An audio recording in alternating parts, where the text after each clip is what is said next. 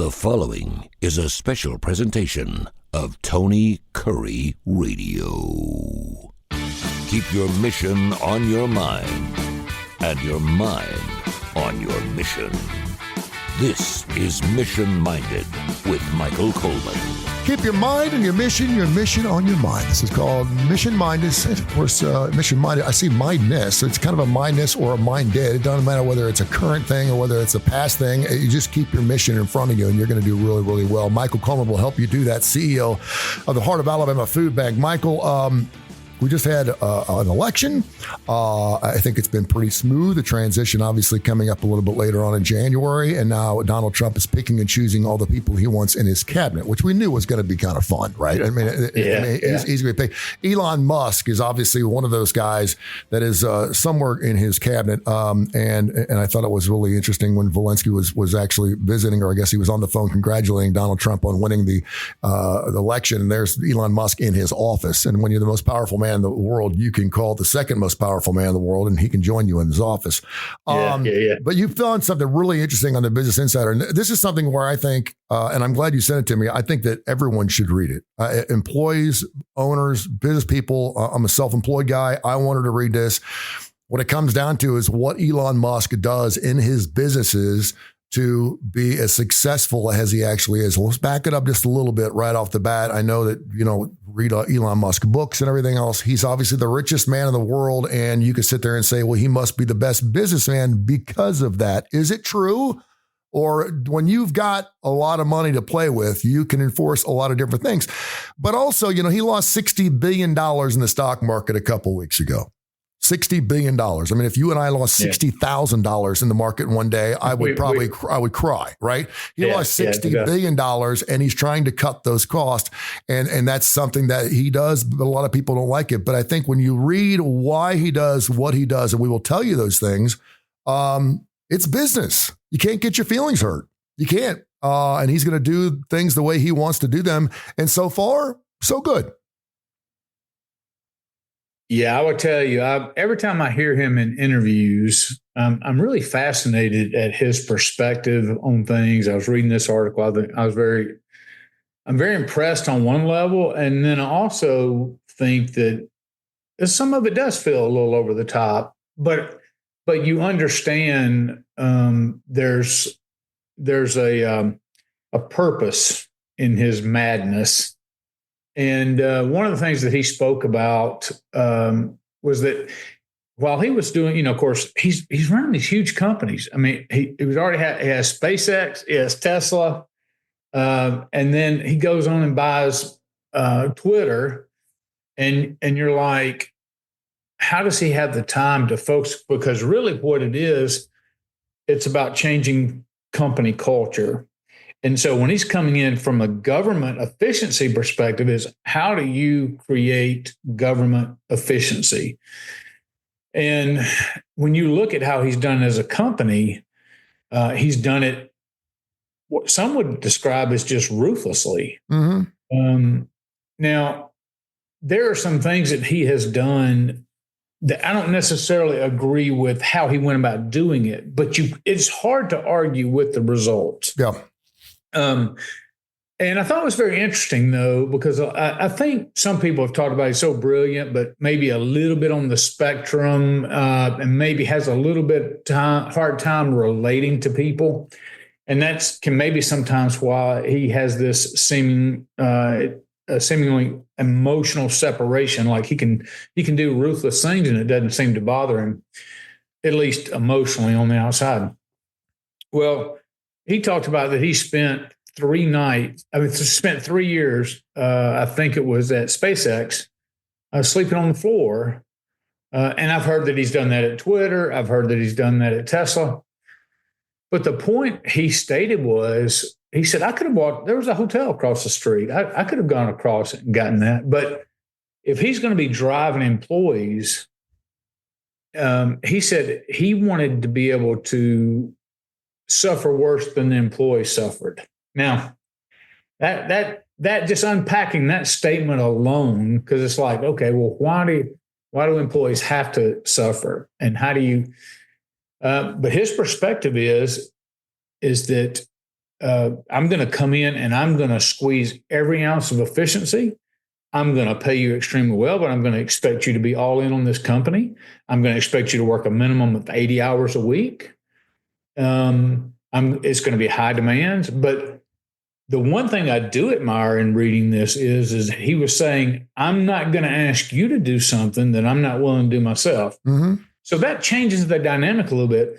If you were somebody who was just living a cush life and you're the boss and you're just grinding people away, well, that's I understand why people would be frustrated at that. But if you go into the company and says, look, I'm going to pay you very well, but here up front, I'm going to tell you, you're going to work 80 hours a week.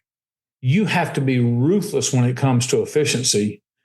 You have to be able to solve problems and not just bring me problems, not just identify problems, but actually solve them. You have to think outside the box. So I'm going to pay you for that, but I'm going to be right here. And let me tell you some of the things that popped out that I thought was really amazing. And then we'll kind of talk about, is this going to translate into the government efficiency? Mm-hmm.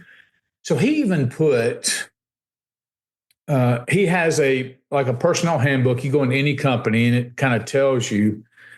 And in that personnel handbook, he says, feel free to walk out of company meetings that are not productive.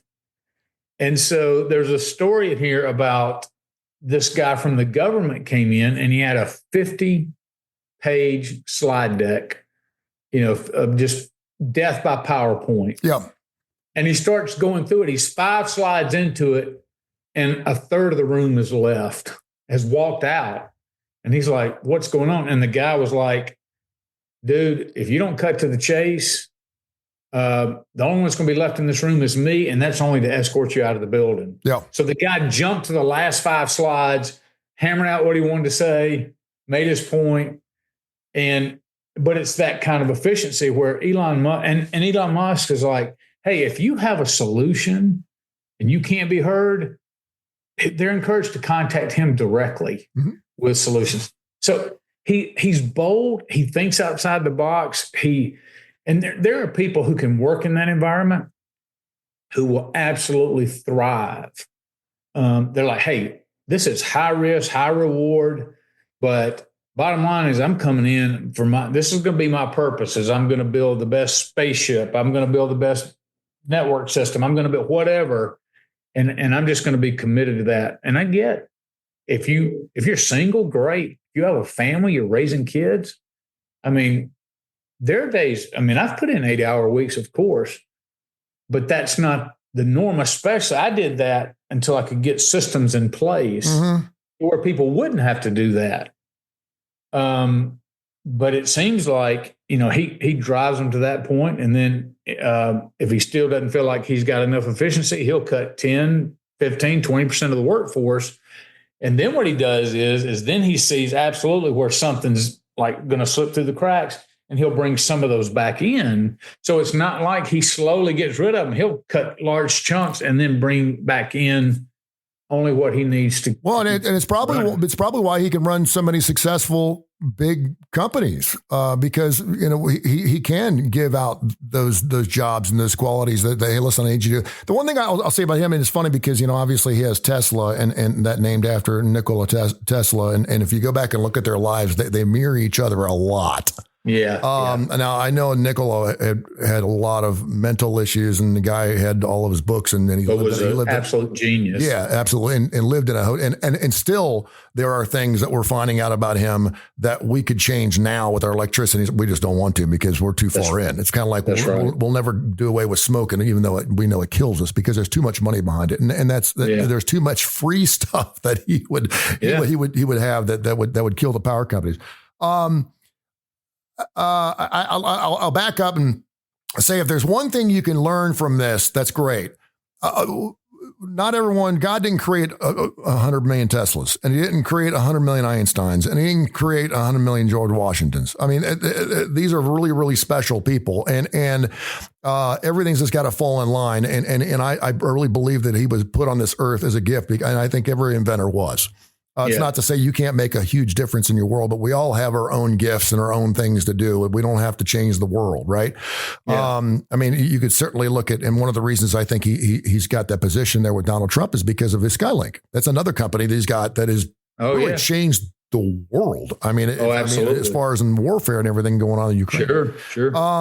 But the one thing I'm always a little skeptical of my doors always open. Because I think I see that every time we get a new boss. I had 17 GMs when I worked up at Cumulus, and every time when my door's always open, stop by any time. Well, the door was never opened. The door, after the first few weeks, I'm always here to talk.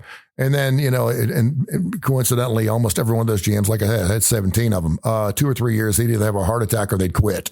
It was very, very difficult. The one thing that I thought was really interesting, though, is the word efficient. If you go and look at this article, the word efficient is in here a million times. And efficient doesn't mean cheaper. It just means getting talk a little bit about that, because obviously efficiency does make things more inexpensive, but you can't be efficient and be cheap when you're making rockets that are sending human lives up to Mars. No, efficient is absolutely not. So just going to my own personal philosophy, when I came in and I've done with a couple of organizations, I'm like, hey, when you look at there's obvious waste, and what happens is over the course of time, you kind of get, for lack of a better term, just in a groove. A leader kind of gets in a groove, and everybody kind of knows their job, and it's kind of you stop paying attention to things, and maybe you don't.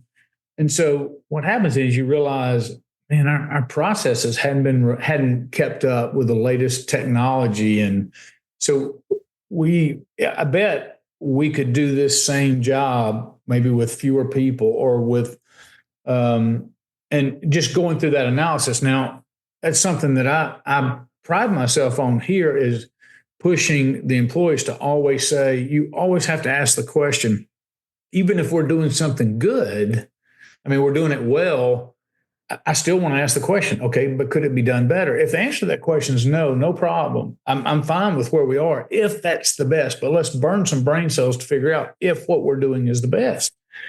And so it's always a challenge, because otherwise people get so complacent. And I think that's when inefficiency creeps in, and you begin to start allowing, and just overall productivity and the desire to get better and all that. People just get satisfied. It's human nature. But one of the things he instills in his culture of his companies is, he says it's everybody's job to make this company successful.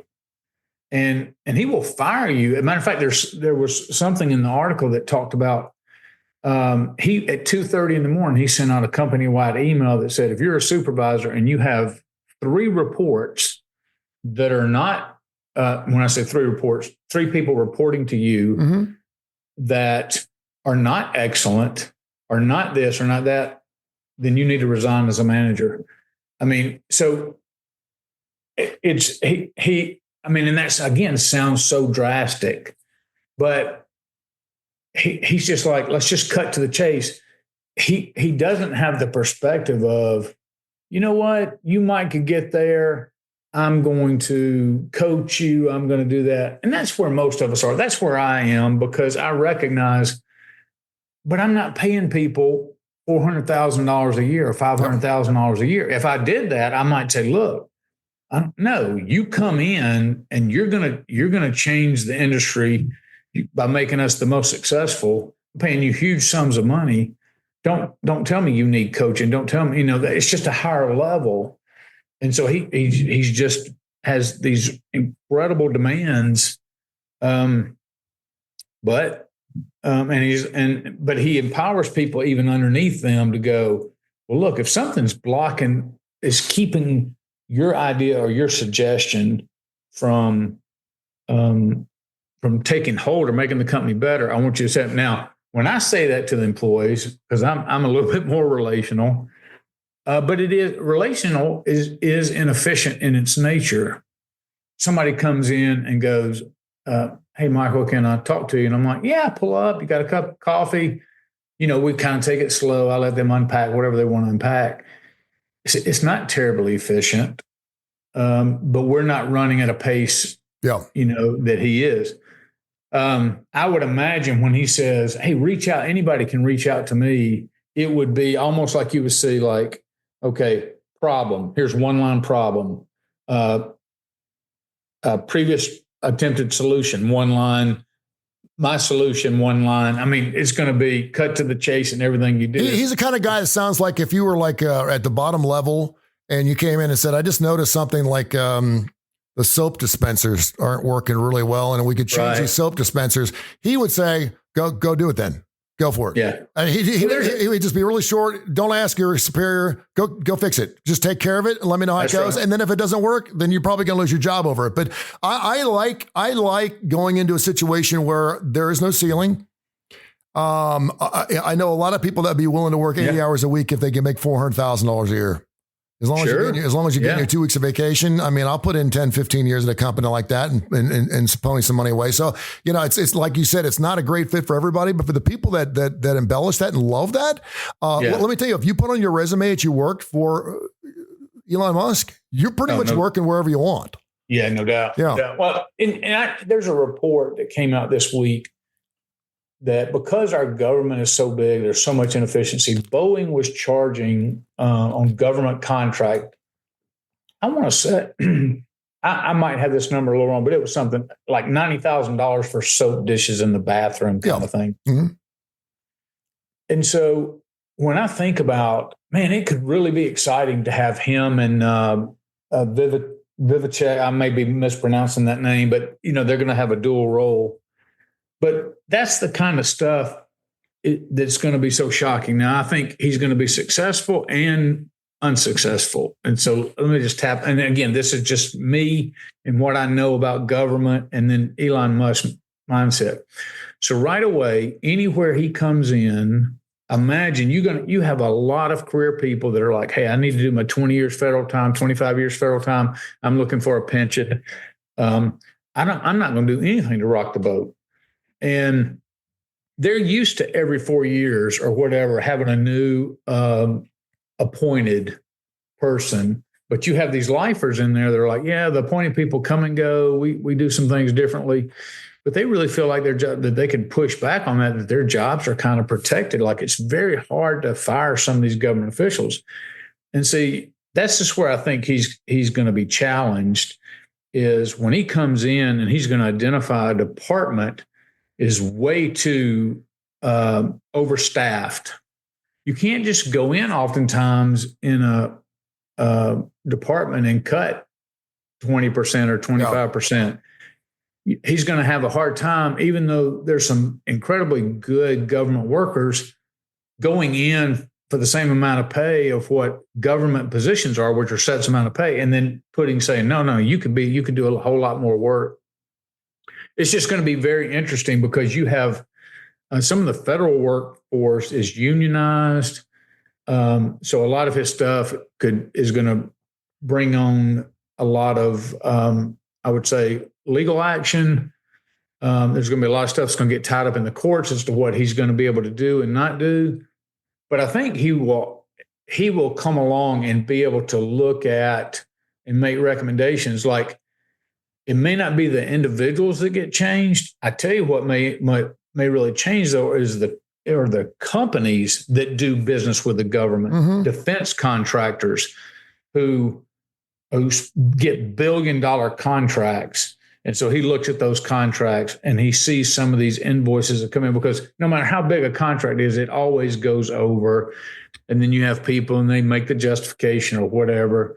Well, nobody in Congress, I mean, once you're $1 billion or $2 billion or $10 billion into a Navy shipbuilding thing, and they're 3/4 of the way through building, they're like, oh, I need $2 more billion. Yeah. I mean, you're already in it. You're going to give them what they need. And what he can do is begin to try to instill a culture that on the front end of things addresses some of that. Like there'll be penalties or whatever. Like, he's going to be such a tough negotiator and just say, if you want to do business, this is what we're going to be looking at. These are going to be penalties you're going to encounter. I mean, he can do that with companies because companies are coming to the government to do business. Yeah. And so I think that's where instead of nickel and diming each employee, I think he can really capture a lot of that with the government contracting. And I'm going to tell you something.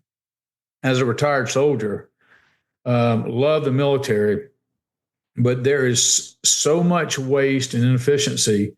One thing, for example, is there's duplicative systems. Now, so you might have a communication system in each in each service. So let's say you had an airman may use this government contractor to do this radio. It may be the same type of communications, maybe satellite communications, but they don't all use the same systems because they all have their like this Department of Defense director. This company is in his home district, or this company's in this. So they're going to throw money there. I get it. That's just how government works. That's how politics works. But what ends up happening is then you get out there in these joint warfare exercises, and these systems won't talk to each other. Yeah. They don't communicate with each other. And then you're like, okay, we've got to get all online. Well, that means two of the services have to adjust to the one service. And who makes that? You see? Mm-hmm. And then what they do is you have all these generals that butt ahead and go, no, this is why we do it. And so nothing ever happens. And so you just begin to accept the inefficiency.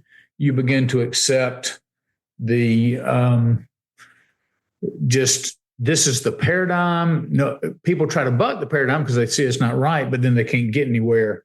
So you bring somebody in that's not concerned about feelings, is not concerned about, and just ruthlessly goes through. He is one of a few people who has the credibility, the respect of generals because he's a genius. He's done it time after time after time with Tesla and all the companies that he has and Twitter. He's just as hard a working as anybody, but so I do think he's going to make a long-term impact with bringing a new mindset to government. I think he's going to get huge resistance. He's not going to be able to fire everybody that gives him resistance, but I do think he's going to bring in some innovative approaches and some ways to think around that. That's going to put a lot of people back on their heels. But all that's going to make the government better. It's going to make it more efficient. Yeah, and I think that's one of the reasons why our government is if you can foil and figure out our government and move things forward, even if you got the Senate in the House, and it looks like Trump's got the trifecta there, so things are going to get pushed through much more easily. And I'd almost rather have it that way than have it split, because I know if it's split, we're going to spend 3 or 4 months on every bill because everyone's going to vote along there. I'd rather things just move forward. Okay, it didn't work, pull it back. But the bureaucracy of having to deal with all that waste, because it's been done that way for such a long time. And even, a friend of mine, Gary Palmer, who of course just got reelected, he'll tell you, Tommy Tuberville. I mean, there's a reason why there's a reason why these people are in their positions for 30 years. It's a good gig. Well, and I'll tell you, you can go through any budget and you really wonder how things get put in there. I mean, they'll get a bill and they get so full of pork. And look, I 100% understand it that senators, I don't care how conservative you are in cutting government, if you don't go to Washington and bring federal dollars home to help with bridges, to help with certain projects, community projects, if you're not bringing home pork, and I'm not saying that all pork is bad, but if you're not impacting your community by your influence, you're likely not going to get reelected. So they know that. But some of the things you wonder, like we're spending, I saw this report of spending almost $1 million sending Egyptian kids to college in Egypt, not sponsoring them to come to America and learn. No. So you see something like that. And then one was, I don't know, $100,000 on a study to see if some bug is happy or not. And, things, it's maddening. Now, I get how it's reported, and if we saw the full thing, you might, oh, okay, I get it. Maybe the headline does not always tell the story. What you're saying? That's right. That's right. My brother used to work for a company called Battelle, a corporation up in Columbus, Ohio, which was a federally funded corporation that did things like they would spend $100,000 on dropping a drip of water into a bathtub to see how far up the sides it would go, or whether you could hear a train, with your ear on a rail. And I was going, I was like, but I mean, hopefully science will teach us something down the road. But anyway, hey, listen, we only have a few more minutes left. There was one thing I was looking through all these things that I thought was really interesting. He made people go back to work. I love that. I'm a people guy. Yeah. That being said, I'm sitting here alone in my house, self-employed. So I pick my own way, but I just think we get a lot more done by having human beings around us to beat ideas off of each other. I realize there are computer geeks. They don't need anybody around them, and that's a special job, and that's fine. And maybe he's got that at Twitter or Tesla or wherever else. But I love the fact that he's like, no more working remotely. We're not doing this crap. It's not COVID. And come back. I heard this report that after 2 years after COVID's over with, we're full 2, maybe 3 years now past the big brunt of COVID, that there are still government workers working at home, working from home. Mm-hmm. And the reality is, if you have a small company and like, there's times where I allow employees, if something's going on, to work from home. That's much easier to manage. But when you're talking about a federal bureaucracy, the bottom line is people are getting paid and not showing up to work. And who knows how many people are getting paid who literally are not doing anything. Mm-hmm. And I think that's one huge impact, is he will be able to come in and cut that policy and say, all the federal employees have 2 weeks to return to work, and if you don't, you're terminated. Mm-hmm. And I do think that that's a game changer. It really is. So yeah, I'm excited. I'm excited to see what impact it's going. Some of it's going to be funny. Some of it's going to be frustrating.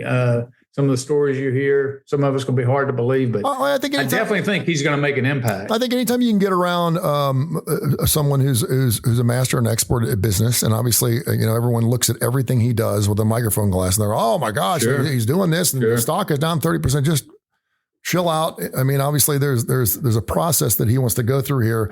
That's right. But I do think he's a brilliant individual. I think he's a brilliant man, and I think anytime Donald Trump could lean on someone like that to get it, and maybe he's one of the few people on the entire earth that Donald Trump respects.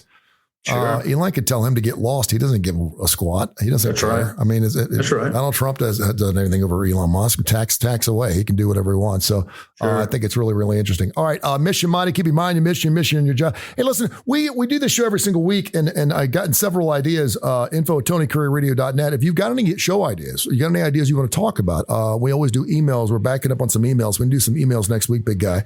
And we can get to some of these things, but please send your questions. info@TonyCurryRadio.net. info@TonyCurryRadio.net. This show is heard at least 5 times during the week on TKR and Tony Curry Radio. It's very easy to download the TKR app. And then, of course, you can also find us on television on Fox 6 and ABC 3340 as well. And you might have seen Michael on there several times doing a wonderful job for the Heart of Alabama Food Bank. So keep that in mind and keep those emails coming. Coming up next, Bite by Bite, which is something that we love to do. It's a little shorter version of kind of the same thing, but it's really about feeding America. It's really about specifically what you do in the beautiful tribes of Montgomery, Alabama. So we'll get into that next right here on Tony Curry Radio. Thank you, my friend. All right, buddy. Appreciate it. This has been a special presentation of Tony Curry Radio.